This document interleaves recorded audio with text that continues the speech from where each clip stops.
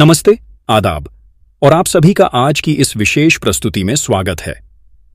आज हम उस खबर पर विस्तार से चर्चा करने जा रहे हैं जिसका इंतजार इस देश के लाखों बुजुर्ग, लाखों सेवानिवृत्त कर्मचारी दशकों से कर रहे थे। यह महज एक सरकारी घोषणा नहीं है, बल्कि यह उन आंखों में लौटी चमक की कहानी है जो उम्मीद खो चुकी थी। यह उन झुर्रियों भरे चेहरों पर आई मुस्कान की दास्तां है जो महंगाई और बेबसी के बोझ तले दब गए थे। यह कहानी है सम्मान की, स्वाभिमान की और एक लंबी अथक लड़ाई के अंजाम तक पहुंचने की। केंद्र की नरेंद्र मोदी सरकार ने एक ऐसा ऐतिहासिक निर्णय लिया है जिसने कर्मचारी पेंशन योजना यानी ईपीएस 95 के तहत पेंशन प्राप्त कर रहे लगभग 65 लाख से अधिक पेंशन भोगियों के जीवन में एक नए सवेरे का सूत्रपात कर दिया है। सरकार ने उनकी न्यूनतम पेंशन को 1000 रुपये की मामूली राशि से बढ़ाकर सीधे 7500 रुपये करने की मंजूरी दे दी है। और सिर्फ इतना ही नहीं, इस राशि के साथ महंगाई भत्ता यानी डीए को भी जोड़ डाच दिया गया है, जो इस फैसले को वास्तव में एक क्रांतिकारी कदम बनाता है। यह एक ऐसा फैसला है जिसके मायने सिर्फ आर्थिक नहीं, बल्कि सामाजिक और भावनात्मक भी हैं। यह उन अनगिनत अर्जियों, उन धरनों, उन भूख हड़तालों और उन लाखों प्रार्थनाओं का फल है जो पिछले कई वर्षों से देश की राजधानी दिल्ली की सड़कों से लेकर छोटे छोटे कस्बों के दफ्तरों तक गूंज रही थीं। आज हम इस फैसले के हर पहलू को परत दर परत खोलेंगे। हम जानेंगे कि यह लड़ाई कितनी लंबी और कठिन थी, इस फैसले का पेंशन भोगियों के जीवन पर क्या असर पड़ी रहेगा, देश की अर्थव्यवस्था पर इसका क्या प्रभाव होगा और इस निर्णय के पीछे की राजनीतिक और सामाजिक मंशा क्या है। सबसे पहले यह समझना जरूरी है कि आखिर यह ईपीएस 95 योजना है क्या और क्यों इसके पेंशन भोगी इतने लंबे समय से संघर्ष कर रहे थे। कर्मचारी पेंशन योजना, जिसे हम ईपीएस 95 के नाम से जानते हैं, 1995 में शुरू की गई थी। यह संगठित क्षेत्र में काम करने वाले कर्मचारियों के लिए एक सामाजिक सुरक्षा योजना है। जब कोई कर्मचारी किसी कंपनी में काम करता है तो उसकी तनख्वाह का एक हिस्सा भविष्य निधि यानी प्रोविडेंट फंड में जाता है। उसी हिस्से में से एक छोटा सा अंश कर्मचारी पेंशन योजना के खाते में जमा होता है। नियोक्ता यानी कंपनी भी उतना ही योगदान देती है। इसका मकसद यह था कि जब कर्मचारी 58 साल की उम्र में सेवानिवृत्त हो तो उसे एक नियमित मासिक पेंशन मिल सके, ताकि बुढ़ापे में उसे किसी पर निर्भर न रहना पड़े। यह विचार बहुत नेक था, लेकिन समय के साथ इस योजना की सबसे बड़ी खामी उजागर होने लगी। योजना के नियमों के अनुसार पेंशन की गणना कर्मचारी की सेवा के वर्षों और उसकी अंतिम तनख्वाह के आधार पर होती थी, लेकिन इसकी एक ऊपरी सीमा तय कर दी गई थी। इस वजह से ज्यादातर कर्मचारियों की पेंशन बहुत ही कम बनती थी। सालों तक इस योजना के तहत कोई न्यूनतम पेंशन भी निर्धारित नहीं थी। लाखों लोग ऐसे थे जिन्हें हर महीने मात्र 200, 300 या 500 रुपये की पेंशन मिल रही थी। आप कल्पना कीजिए, आज के महंगाई के दौर में इतनी छोटी सी रकम में एक व्यक्ति अपना गुजारा कैसे कर सकता है। दवाइयों का खर्च, खाने पीने का सामान, घर का किराया, ये सब कुछ असंभव सा लगता था। इसी समस्या को देखते हुए पेंशन भोगियों ने देशव्यापी आंदोलन शुरू किया।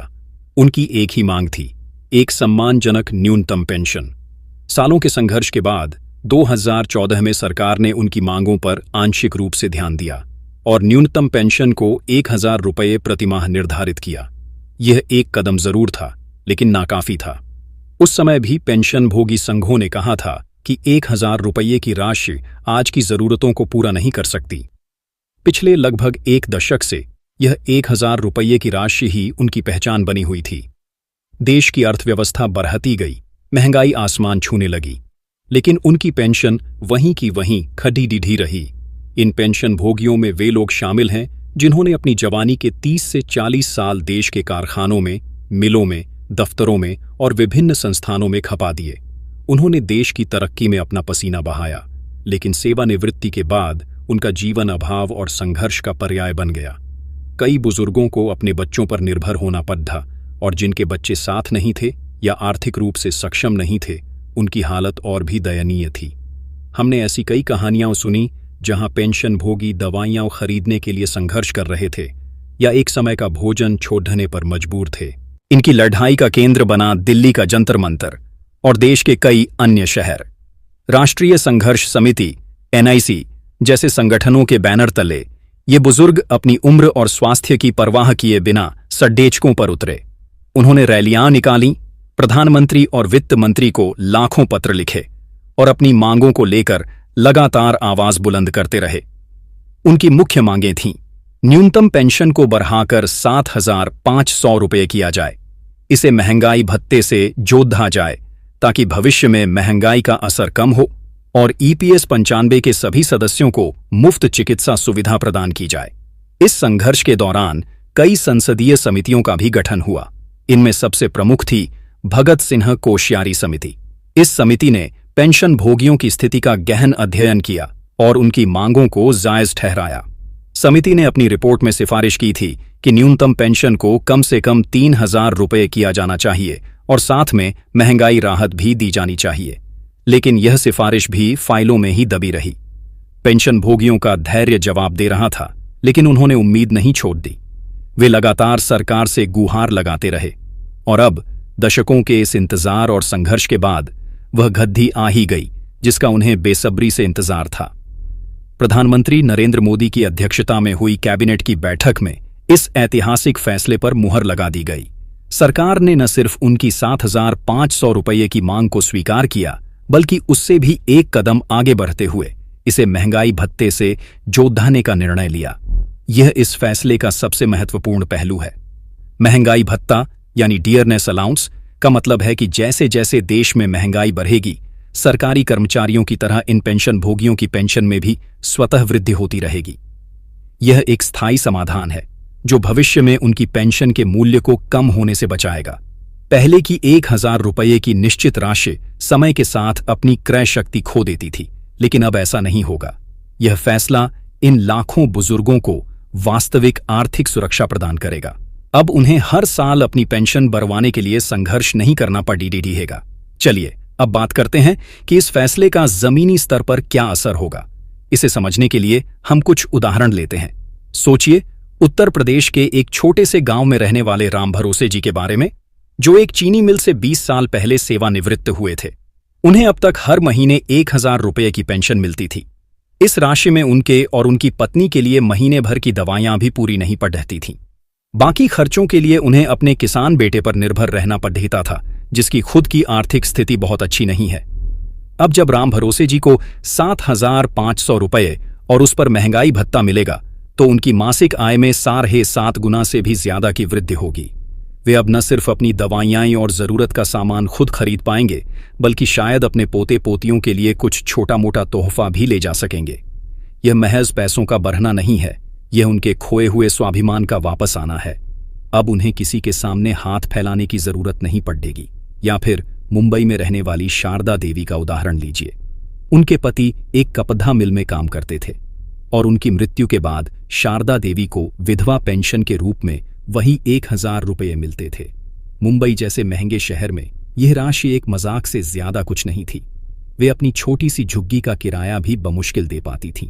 इस फैसले ने शारदा देवी जैसी लाखों विधवाओं को एक नई जिंदगी दी है। अब वे एक सम्मानजनक जीवन जी सकती हैं। वे अपने स्वास्थ्य का बेहतर ख्याल रख सकती हैं। यह फैसला सिर्फ पेंशन भोगियों को ही नहीं, बल्कि उनके पूरे परिवार को राहत देगा। जब घर के बुजुर्ग आर्थिक रूप से स्वतंत्र होते हैं, तो परिवार पर भी बोझ कम होता है और घर का माहौल भी बेहतर होता है। इस खबर के आते ही देश भर के पेंशन भोगी संघों में खुशी की लहर दौड़ ढा गई। जो चेहरे कल तक चिंता और निराशा में डूबे थे, आज उन पर विजय की मुस्कान है। राष्ट्रीय संघर्ष समिति के अध्यक्ष कमांडर अशोक राउत, जिन्होंने इस आंदोलन का नेतृत्व किया, ने सरकार का आभार व्यक्त करते हुए इसे पेंशन भोगियों की एक बड़ी जीत बताया।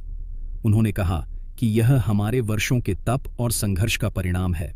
प्रधानमंत्री नरेंद्र मोदी ने हमारी पीड़ा को समझा और एक ऐसा निर्णय लिया जो इतिहास में स्वर्ण अक्षरों में लिखा जाएगा। देश के कोने कोने से ऐसी ही प्रतिक्रियाएं आ रही हैं। कहीं लोग मिठाइयां बांट रहे हैं, तो कहीं ढोल नगाड़ों के साथ जश्न मना रहे हैं। यह उनकी सामूहिक लड़ाई की जीत है, एक ऐसी लड़ाई जो उन्होंने शांतिपूर्ण और लोकतांत्रिक तरीके से लड़ी।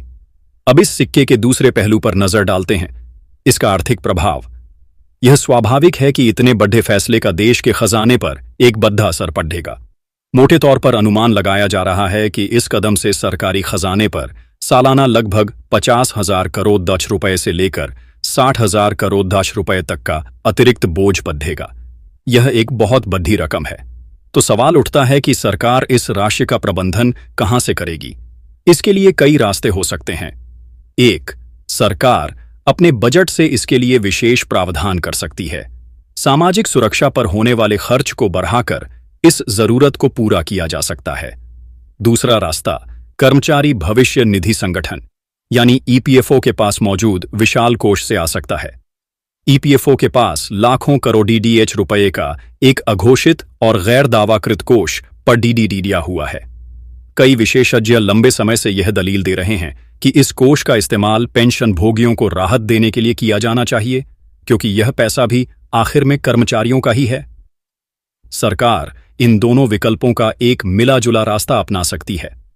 हालांकि कुछ आर्थिक विश्लेषक इस फैसले के दीर्घकालिक वित्तीय स्थिरता को लेकर चिंता जता सकते हैं।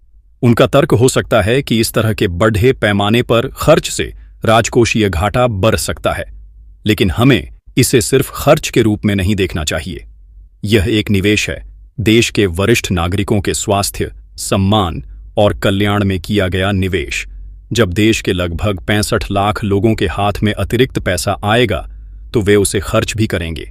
इससे बाजार में मांग बढ़ेगी। छोटी छोटी दुकानों, दवा की दुकानों और स्थानीय व्यवसायों को इसका सीधा लाभ मिलेगा। यह अर्थव्यवस्था में एक नई जान फूंक सकता है, खासकर ग्रामीण और अर्धशहरी क्षेत्रों में, जहां इन पेंशन भोगियों की एक बड़ी संख्या रहती है। यह एक तरह से अर्थव्यवस्था के निचले स्तर पर एक बड़ा आर्थिक प्रोत्साहन पैकेज देने जैसा है। इसलिए इसका समग्र प्रभाव सकारात्मक होने की ही उम्मीद है। अब बात करते हैं इस फैसले के राजनीतिक आयामों की। इस बात से इनकार नहीं किया जा सकता कि इस निर्णय का एक बड़ा राजनीतिक महत्व भी है। देश में ईपीएस 95 के पेंशन भोगियों की संख्या 65 लाख से अधिक है, और अगर हम उनके परिवार के सदस्यों को भी जोड़ डाच दें तो यह संख्या कई करोड़ तक पहुंच जाती है। यह एक बहुत बड़ा और मुखर मतदाता वर्ग है जो देश के लगभग हर राज्य और हर संसदीय क्षेत्र में मौजूद है। पिछले कई चुनावों में यह एक महत्वपूर्ण मुद्दा रहा है। पेंशन भोगी संघों ने राजनीतिक दलों से अपनी मांगों को उनके घोषणा पत्र में शामिल करने की अपील की थी। इस फैसले के माध्यम से नरेंद्र मोदी सरकार ने इस बड़े वर्ग को सीधे तौर पर संबोधित किया है। इसे सरकार के सबका साथ, सबका विकास, सबका विश्वास के नारे को जमीन पर उतारने के एक बड़े कदम के रूप में देखा जाएगा। यह सरकार की छवि को एक ऐसी सरकार के रूप में मजबूत करेगा जो गरीबों, मजदूरों और वरिष्ठ नागरिकों के प्रति संवेदनशील है। विपक्ष के लिए अब इस मुद्दे पर सरकार को घेरना मुश्किल होगा। वे शायद इस फैसले का स्वागत करें, लेकिन साथ ही यह भी कह सकते हैं कि यह फैसला लेने में बहुत देरी कर दी गई। बहरहाल, राजनीतिक नफा नुकसान से परे यह एक ऐसा फैसला है जिसका स्वागत हर किसी को करना चाहिए, क्योंकि यह सीधे तौर पर समाज के एक सबसे कमजोर और सम्मानित वर्ग के जीवन को बेहतर बनाता है। इस फैसले ने एक और महत्वपूर्ण बहस को जन्म दिया है: भारत में सामाजिक सुरक्षा की सार्वभौमिकता। भारत एक युवा देश है, लेकिन हमारी आबादी का एक बड़ा हिस्सा अब वरिष्ठ नागरिकों की श्रेणी में आ रहा है। हमें उनके लिए एक मजबूत और स्थायी सामाजिक सुरक्षा तंत्र बनाने की जरूरत है। ईपीएस 95 पेंशन में यह ऐतिहासिक वृद्धि उस दिशा में एक मील का पत्थर है। यह दिखाता है कि यदि राजनीतिक इच्छा शक्ति हो तो दशकों पुरानी समस्याओं का भी समाधान खोजा जा सकता है। सरकार को अब इस बात पर भी विचार करना चाहिए कि असंगठित क्षेत्र के क्रोद्धों मजदूरों को बुढ़ापे में आर्थिक सुरक्षा कैसे प्रदान की जाए, जो किसी भी पेंशन योजना के दायरे में नहीं आते हैं। अंत में इस पूरी कहानी का सार क्या है? इसका सार यह है कि लोकतंत्र में जब लोग अपनी जायज मांगों के लिए एकजुट होकर शांतिपूर्ण तरीके से और लगातार संघर्ष करते हैं तो उनकी आवाज जरूर सुनी जाती है। यह उन लाखों पेंशन भोगियों के धैर्य, दृढ़ता और एकता की जीत है। यह उस सरकारी इच्छा शक्ति की भी जीत है जिसने एक जटिल और आर्थिक रूप से चुनौतीपूर्ण मुद्दे पर एक साहसिक और मानवीय फैसला लिया।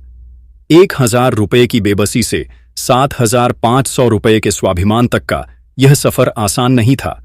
इसमें दशकों का समय लगा, अनगिनत रातें चिंता में गुजरीं और कई लोगों ने तो इस फैसले का इंतजार करते करते ही दुनिया को अलविदा कह दिया। आज वे जहां भी होंगे उनकी आत्मा को शांति मिली होगी। यह फैसला सिर्फ कुछ अंकों का बदलना नहीं है, यह करोड़ों जिंदगियों का बदलना है। यह उस पिता के लिए है जो अब अपने बच्चों पर बोझ नहीं बनेगा, उस माँ के लिए है जो अब अपनी दवाइयां समय पर खरीद सकेगी, और उस दादा दादी के लिए है जो अब अपने पोते पोतियों को प्यार से कुछ खरीद कर दे सकेंगे। प्रधानमंत्री नरेंद्र मोदी के नेतृत्व में सरकार द्वारा लिया गया यह निर्णय नए भारत के उस वादे को पूरा करता है जो अपने निर्माताओं, अपने वरिष्ठ नागरिकों को पीछे नहीं छोड़ दाता, बल्कि उन्हें सम्मान और सुरक्षा के साथ आगे लेकर चलता है। यह वास्तव में लाखों पेंशनभोगियों के जीवन में एक नए युग की शुरुआत है, एक ऐसा युग जहां बुढ़ापा अभिशाप नहीं, बल्कि गरिमा और आत्मनिर्भरता का प्रतीक होगा। आज की इस विशेष प्रस्तुति में बस इतना ही। इस ऐतिहासिक खबर पर हमारी नजर बनी रहेगी। आप देखते रहिए। नमस्कार।